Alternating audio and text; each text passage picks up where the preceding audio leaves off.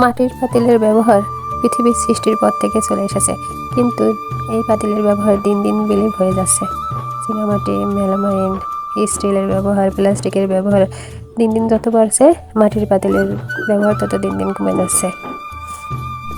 দেখুন, এই মাটির পাতিল তৈরি করতে কত নিখুঁতভাবে হাতের কাজ করতে হয়।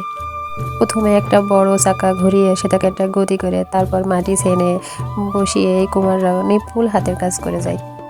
আসলে দেখতে খুব চমৎকার লাগে, যেখানে কোনো মেশিন নেই কোনো অটো মেশিনের কারবার, আছে শুধু সেই আদি যুগের গোল চাকার উপর ঘোরায় মাটির দলা দিয়ে জিনিসপত্র তৈরি করা। দেখে মনে হয় এদের হাতটা অটো মেশিনে তৈরি করা। কত সুন্দরভাবে এগুলো বানাচ্ছে দেখেন।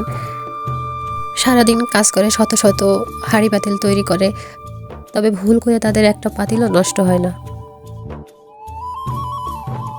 মনে হয় তাদের হাতটা কোনো অটো মেশিন দ্বারা তৈরি করা হয়েছে। তারা জন্মের পর থেকে এই কাজ করে যাচ্ছে। যখন গুমরাইলের মাঝখান দিয়ে যাই, মাঝে মাঝে দেখি উঠানে রাস্তার ধারে সব রোদে দিয়ে রেখেছে, কত সুন্দর করে কত রকম জিনিস। আর এখন তো শীতকাল, এখন খুব বেশি ভাঁড় তৈরি করে, কারণ রসের জন্য, গুড়ের জন্য কতই না সুন্দর সুন্দর জিনিস তৈরি করে তারা।